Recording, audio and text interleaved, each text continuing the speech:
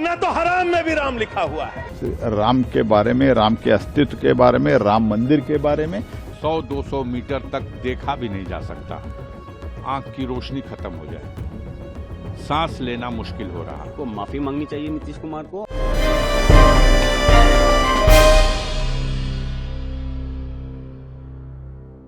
संसद के शीतकालीन सत्र का आज आखिरी दिन था। दोनों सदनों की कार्रवाई शुरू आज वंदे मातरम से हुई। बात होते होते राम के नाम पर भी सवाल उठाए गए, लेकिन इन सब के बीच दिल्ली में बढ़ते प्रदूषण का मुद्दा हंगामे की भेंट चढ़ गया। भेंट से याद आया, आज तमाम विपक्षी सांसदों ने प्रधानमंत्री मोदी से मिलकर चाय पर चर्चा की और आखिर में बात हिजाब को लेकर किसने क्या कहा, आज पूरी कहानी बताने आए हैं हम। नमस्ते, मेरा नाम है सद्दाम और आप देख रहे हैं संसद में खास।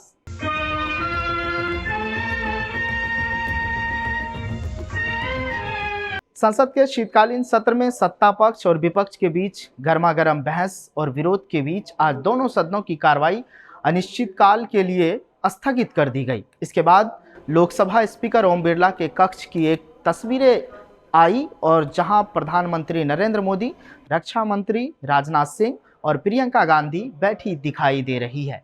यही लोकतंत्र की खूबसूरती है। जब सत्ता पक्ष और विपक्ष आपस में विचार विमर्श करे तो लोकतंत्र और मजबूत होता है।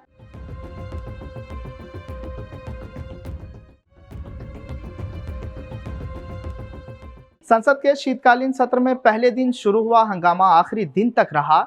इस शोरगुल के बाद कुछ काम हुआ, कुछ नई बातें हुई। संसद में आम आदमी पार्टी के सांसद संजय सिंह ने कहा, राम के नाम में चरित्र होना चाहिए, वरना हराम में भी राम लिखा हुआ है। आगे उन्होंने क्या कुछ कहा है, आइए आपको सुनवाते हैं। राम हमारे लिए आराध्य हैं, राम हमारे लिए देवतुल्य हैं। अरे राम वो हैं जो पिता का वचन निभाने के लिए 14 वर्ष तक वनवास में रहे। राम वो हैं जिसने लंका का नाश किया। और राम चरित्र का नाम है, राम मर्यादा का नाम है, राम आदर्श का नाम है। राम के नाम में चरित्र होना चाहिए, वरना तो हराम में भी राम लिखा हुआ है। वरना तो हराम में भी राम लिखा हुआ है। इसलिए राम का नाम लगा लेने मात्र से आपके गुनाह नहीं छिप जाएंगे। इस बयान के बाद बीजेपी की भी प्रतिक्रिया आई। केंद्रीय मंत्री प्रहलाद जोशी ने कहा, कांग्रेस और उसके सहयोगी दलों को भगवान राम, उनके अस्तित्व और राम मंदिर के प्रति कभी कोई आस्था नहीं रही। उन्होंने हमेशा तुष्टीकरण की राजनीति की है, इसलिए लोग उन्हें उनकी जगह दिखा रहे हैं। कभी भी ये लोग कांग्रेस और इनके जो फ्रेंडली पार्टी है, कभी भी राम के बारे में, राम के अस्तित्व के बारे में, राम मंदिर के बारे में कभी भी उन लोगों का श्रद्धा नहीं। अपीजमेंट के, पॉलिटिक्स के पहले से भी ऐसे ही करते आए, आज भी ऐसे कर रहे। जनता इसीलिए धीरे धीरे उनको कहाँ रखना वही रख रहे। नहीं, कांग्रेस के पास अभी कमांड ही नहीं है। जहाँ कमांड नहीं है तो डिसीजन तो पेंडिंग ही है। तो डीके शिव कुमार जी बोलते हैं मैं चीफ मिनिस्टर बनूंगा। डीके शिव कुमार सबके सामने आप ही जाके प्राइवेटली जाके मिलो। तो ऐसे मुझे नवंबर दिसंबर में ही बनना था, थोड़ा डिले हो गया। अभी मैं मुख्यमंत्री बनूंगा, ये पक्का बात। और दोनों मीटिंग करते, ब्रेकफास्ट मीटिंग, बाहर आके क्या बोलते हैं, हमारा सेटल हो गया है, ऐसे नहीं बोलते। हाई कमांड बोले, हाई कमांड तो कुछ बोलने के लिए कमांड ही नहीं है, क्या बोलेगा। संसद में गहमागहमी के बीच वायु प्रदूषण का मुद्दा हंगामे की भेंट चढ़ गया। इस पर मुझे एक लाइन याद आती है, सारी रात जगाए रे, कोहरा कोहरा छाए रे, ये दिल धड़का जाए रे, प्यार तेरा दिल्ली की सर्दी। तो नाजरीन, साल का वो महीना आ चुका है जब दिल्ली में स्मॉग और फॉग के बीच का फर्क धुंधला पड़ जाता है।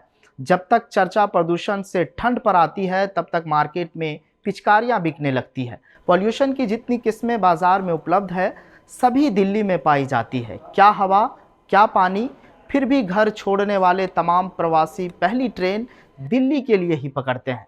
लेकिन इन सब के बीच संसद के बाहर समाजवादी पार्टी सांसद अफजाल अंसारी ने सवाल उठाते हुए कहा, बहुत बुरा हाल है, 100 से 200 मीटर तक देखा भी नहीं जा सकता, सांस लेना मुश्किल हो रहा है।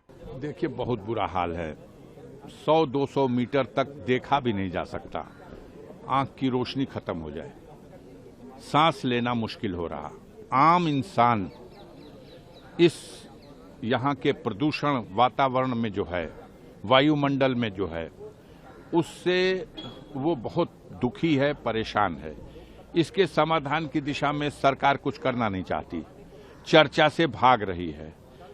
कोई भी संसद का सदस्य जो जनता के द्वारा चुन के आया है, उसे पूरा अधिकार है, वो अपने विचार व्यक्त कर सकता है। अब सरकार को एक बहाना चाहिए कि किस तरह से इस ज्वलंत समस्या पर, जो अविलंबनीय लोक महत्व का विषय है, इस विषय को टाला जाए। संसद के बाहर मुद्दा हिजाब का भी उठा। बिहार के मुख्यमंत्री नीतीश कुमार के द्वारा एक मुस्लिम महिला का हिजाब हटाने की कोशिश पर समाजवादी पार्टी के सांसद जियाउर रहमान बर्क ने कहा, यह शर्मनाक हरकत है, नीतीश कुमार को माफी मांगनी चाहिए।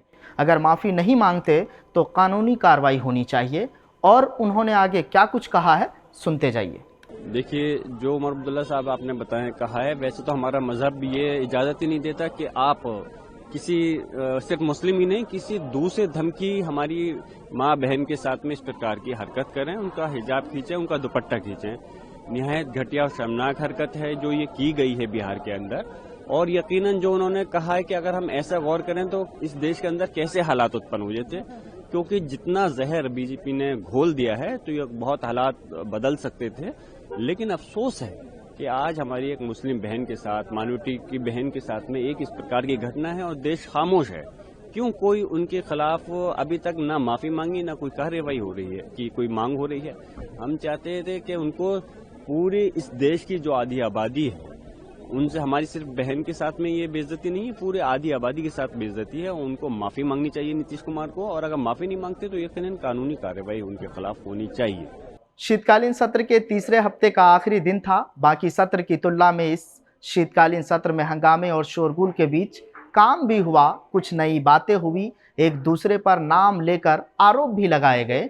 बाकी शीतकालीन सत्र में तीनों हफ्ते क्या क्या हुआ, जानने के लिए जनतंत्र टीवी के संसद में खास प्रोग्राम के प्लेलिस्ट में जाकर देख सकते हैं, जहां सदन के हर दिन की कार्रवाई, हंगामे से लेकर कामकाज और कौन से बिल पर मुहर लगी, किस मुद्दे पर संसद का माहौल गर्म रहा, ये सब आपको बारीकी और विस्तार से देखने को मिल जाएगा। फिलहाल संसद में खास शो में आज के लिए बस इतना ही। फिर मिलेंगे। जय हिंद, जय भारत। वरना तो हराम में भी राम लिखा हुआ है। राम के बारे में, राम के अस्तित्व के बारे में, राम मंदिर के बारे में 100-200 मीटर तक देखा भी नहीं जा सकता। आंख की रोशनी खत्म हो जाए, सांस लेना मुश्किल हो रहा। को माफी मांगनी चाहिए नीतीश कुमार को।